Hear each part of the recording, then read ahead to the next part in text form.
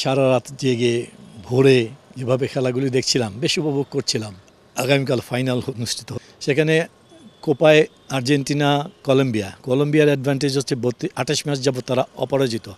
অন্যদিকে Argentina last world cup খেলার পর থেকে যে ধারাবাহিকতা বজায় রেখেছে সেক্ষেত্রে অনেকটাই এগিয়ে আছে আর্জেন্টিনা। আমি মনে করি তাদের যে টিমটা বিশ্বকাপ খেলেছিল তার পুরোটাই মোটামুটি বলা চলে এরাই খেলছে।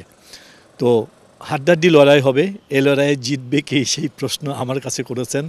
আমার দেখা মতো আমি মনে করি আর্জেন্টিনা এগিয়ে থাকবে, কারণ হচ্ছে আর্জেন্টিনার কাছে আছে মেসির মতো একজন খেলোয়াড়, মার্টিনেজ যে গোল করছে এবং গোলকিপার মার্টিনেজ যেভাবে ঠেকাচ্ছে, সব কিছু মিলেই যেন আমি মনে করছি আর্জেন্টিনাকেই চ্যাম্পিয়ন। ডি মারিয়া এরা দুজনের যে একটা সুন্দর যে একটা ক্যারিশমা, এটা দেখতে আসলে খুব মজা লাগে। এবং কে কোথায় থাকবে, ও ড্রিবল করে কোথায় আসলে বলটা আরামসে বানিয়ে দিতে পারবে মেসিকে, এটা একটা মানে ক্লাসিক একটা দৃশ্য দেখা যায় ওদের দুজনের মধ্যে, যার জন্য ওদের এই জুটিকে ভাঙা খুব ডিফিকাল্ট হবে আমার কাছে মনে হয়। যে কলম্বিয়া চেষ্টা করবে মেসিকে ঠেকানো, ডিমারিয়াকে ঠেকানো, মার্টিনেজকে ঠেকানো চেষ্টা করবে, আবার গোল করার জন্য চেষ্টা করবে।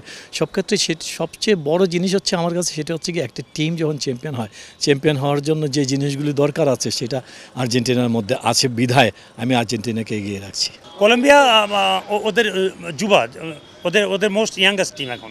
ফুটবল তো ইয়তের খেলা, যৌবনের খেলা, তো ওই যুবাদের নিয়ে ওদের দলটা এবার অনেক বেটার। আমার মনে হয় ওদের ডিফেন্সিভ লাইনটা একটু বেশ শক্ত আমার কাছে মনে হয়েছে। But other than that Argentina প্রতিটা সেক্টরে তারা বেটার সাইড।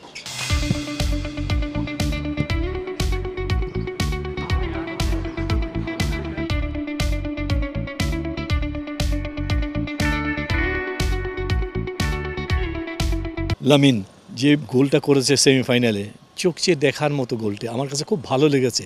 বা পায়ের যে শট, গোলকিপারের কোনো সক্ষমতাই ছিল না এটাকে ফেরানোর। ইংল্যান্ড আসলে হ্যারি কেন এবং তার যে জুটি, এদের এতদিনের যে একটা এক্সপিরিয়েন্স, একসঙ্গে খেলেছে অনেক দিন যাবত, তারা একটা টিম, টোটাল টিমটা 11 জন মিলে একটা টিমে পরিণত হয়েছে।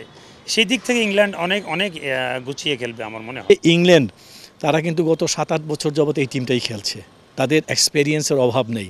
যদিও গত বিশ্বকাপে তারা টাইব্রেকারে হেরে গেছে, তারা চাইবে 66 সেই বিশ্বকাপ জেতার পরে তারা কিন্তু বড় কোনো ট্রফি গড়ে তুলতে পারেনি, তারা চাইবে একটি বড় ট্রফি গড়ে তোলার জন্য। তো এই ম্যাচটিও হবে শেয়ানে 50-50 চান্স, এনিবডিজ চান্স, যে সুযোগকে কাজে লাগাতে পারবে সেই চ্যাম্পিয়ন হবে। তবে আমি এগিয়ে রাখছি স্পেনকেই।